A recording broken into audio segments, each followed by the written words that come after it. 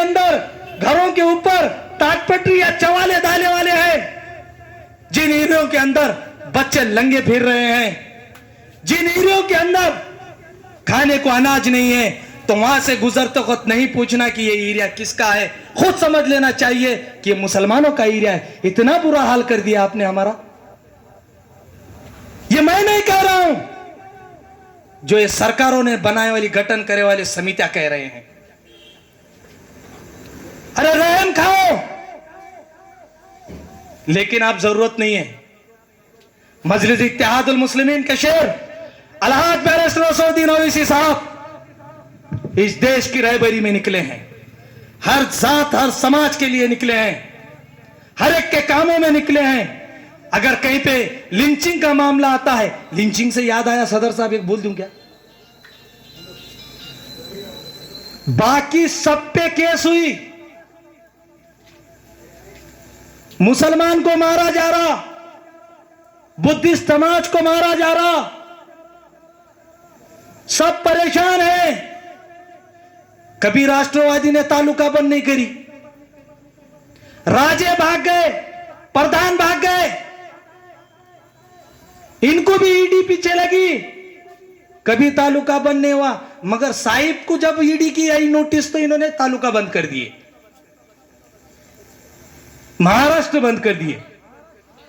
अरे इससे एक जुमला कहना चाहता हूं मैं, अहमदपुर के अंदर, शहर के अंदर कुछ साल पहले, 1-1.5 साल पहले अतिक्रमण उठाने का काम किया जा रहा था इस ढोंगी आमदार के तरफ से। तो उस वक्त मैं वहां पर मौजूद था, हमने मोर्चा निकाला, हमने आंदोलन किया, गरीब मुसलमानों को, बुद्धिस्ट समाज को, वंचित मराठा समाज को या धनगर हटकर समाज को वहां पर जगह मिलना बोलकर। उसी वक्त कुछ फिरका परस्त पार्टियां मिलकर 37 लोगों पे हम पे केस करने का काम करते। अब मैं जब कई में था सबको मालूम, फिर भी बोल देता हूं, थोड़ा सा मेरे भी पांव में चक्कर आ गई थी, मैं राष्ट्रवादी में गया था। हम जिस वक्त निकले, जैसा चल रहे, तो बाद में निवेदन देने के बाद मालूम हुआ अहमदपुर के पुलिस स्टेशन के अंदर 37 लोगों पे केस हुई गरीबों के वास्ते लड़ने के लिए। तो मैं गया, पीआई साहब से सवाल किया, साहब क्या बात है, 37 नामों पे केस डाल दिए, आपको इतने नाम किसने बताए?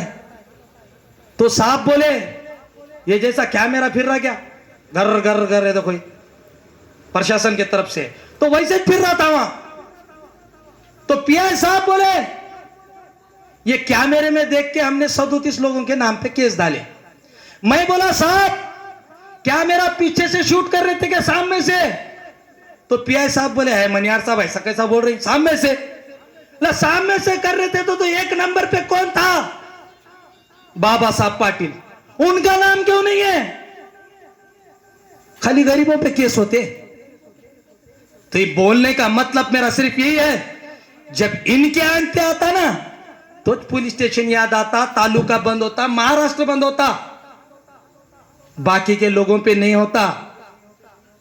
ये खुद के कारखानों को बनाने के लिए जी रहे हैं, खुद के बैंकों को तामीर करने के लिए जी रहे हैं, खुद के मफाद के लिए जी रहे हैं, खुद के प्रोजेक्ट खड़े करने के लिए जी रहे हैं। हम कह रहे हैं, हाँ आपने उम्मीदवारी 3 समाज में से एक को कांग्रेस राष्ट्रवादी के डिक्लेयर करो, हम इलेक्शन नहीं लड़ेंगे, वरना आप हमसे मुकाबला है।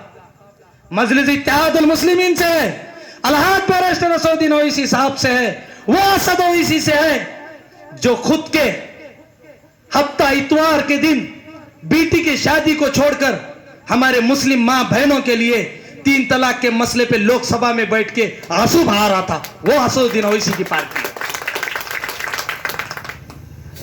आप हमारे सामने नाटक करना बंद कर दो और अल्लाह के लिए बुजुर्गों से, नौजवान साथियों से हम कहना चाह रहे हैं, अल्लाह के लिए एक हो जाओ। मैं मानूंगा प्रकाश अंबेडकर साहब को, मैं मानूंगा उनके समाज को, उनके साथ में रहने से एक औरंगाबाद में एमआईएम की सीट आई।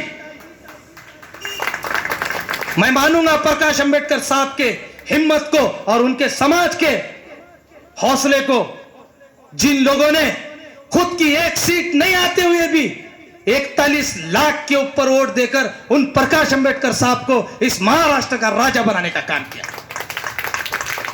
अरे हमारी सीट नहीं आई तो नहीं आई, आएगी, हम जिसे वोट देते वो चाहता, फिर भी नहीं आई तो नहीं आई। अरे ताकत तो बताओ।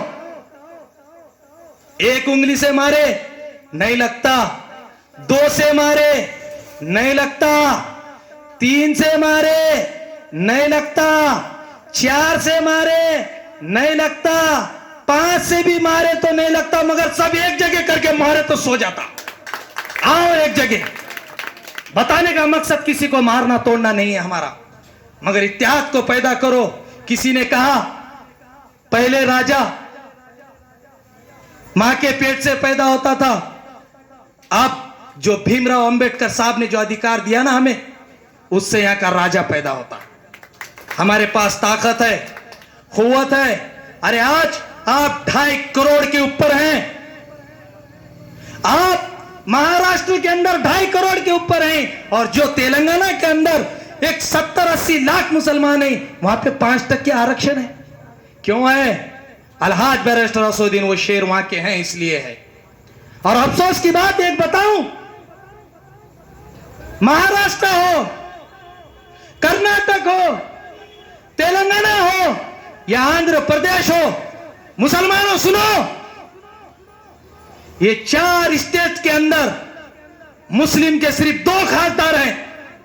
अफसोस की बात है, 2 खासदार हैं, वो भी खुशी की बात है, 2 की 2 मजलिस इत्तेहादुल मुस्लिमीन के। अरे ये 4 स्टेट में कांग्रेस राष्ट्रवादी नहीं है, इन्होंने एक तो भी जिता के भेजना। अरे जिता के भेजने का छोड़ो, टिकट देना, टिकट दिए तो वोट तो देना। अरे आप क्या इतने आखिरी के हो गए? मुसलमानों याद रखो, हम भड़काने के लिए नहीं है।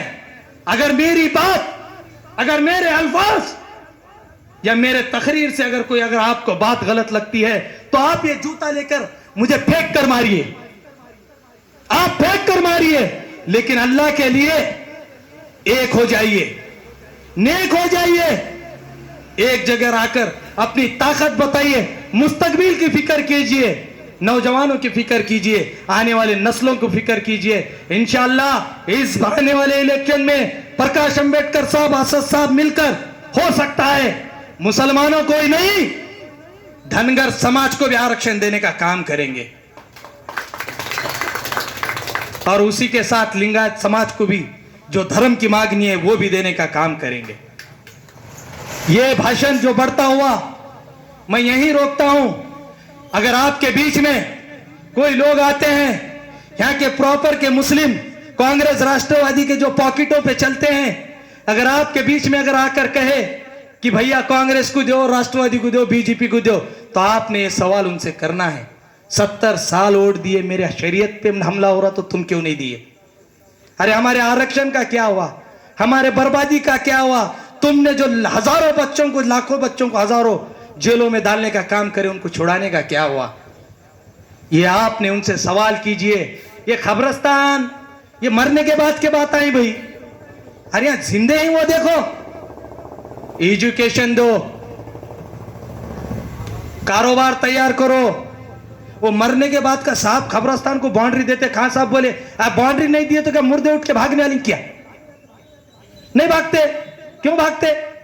ठीक है, फिर भी होना चाहिए, मगर ये मुद्दे हैं, ये कैसे हैं मालूम? लोग कांग्रेस राष्ट्रवादी वाले खुल गए के वैसे हैं, आप समझ जाओ, ना करते ना कुछ करने देते, लेकिन डराते। डरने की जरूरत नहीं है, अल्लाह के लिए एक हो जाओ, नेक हो जाओ, आने वाले इलेक्शन में साथ दीजिए। आसिफ भाई यहाँ पे जिम्मेदार हैं, आपके भरोसे पे हम इन्हें यहाँ पे जिम्मेदार बनाए। हो सकता है इनकी उम्र कम होगी, मगर बुजुर्गों याद रखो, नौजवान साथियों, आप अगर इसको, ये शख्स को अगर साथ देंगे तो आने वाले जिला परिषद, पंचायत समिति सब अपन यहाँ पे लड़ाएंगे। इतना ही कह के मैं मेरे 2 अल्फाजों खत्म करता हूँ।